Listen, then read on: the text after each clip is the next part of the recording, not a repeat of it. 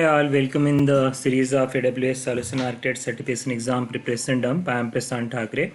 So let's jump on the one question. A company has 1,000 of files stored in an Amazon S3 bucket that has well-defined access pattern. The files are accessed by an application multiple times a day for first 30 days. So let's highlight the main points here. So multiple times is being accessed for first 30 days. So of course in this condition we need to follow the standard approach because it is being used continuously and frequent access is there. Files are rarely accessed, so I'm just marking the word rarely accessed, means it is a infrequent access within the next 30 days, next 90 days. After that, the files are never accessed again during the first 120 days. Accessing these files should never take more than a few seconds. So basically, when you are accessing frequently or you are accessing infrequently access, there should not be any latency problem. It should be retrieval must be faster. So these things you need to keep in mind. Which lifecycle policies should be used for S3 object to minimize cost based on the access pattern? So here is the one more point here that we need to keep in mind that the cost should not increase. We need to decrease. We need to minimize the cost basically. Use Amazon. So I'm jumping to the option. Use Amazon S3 IFA storage for the first 30 days. Then move the files to the Glacier storage class for the next 90 days. So here there is a one thing like that they already mentioned the access will be multiple times in a day. It's like this is a frequent access for first 30 days, so you cannot keep into the infrequent access. This is the wrong because in the for the first 30 days you must have to access it frequently.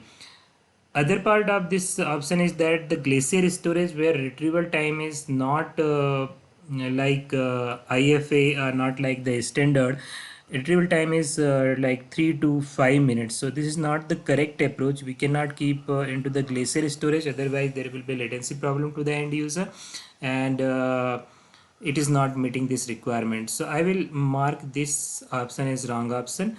Use Amazon S3 standard storage for the first 30 days. So this is correct. You can keep the file into the standard storage for first 30 days so that you are meeting the multiple times in a day requirement. So this requirement you are fulfilling.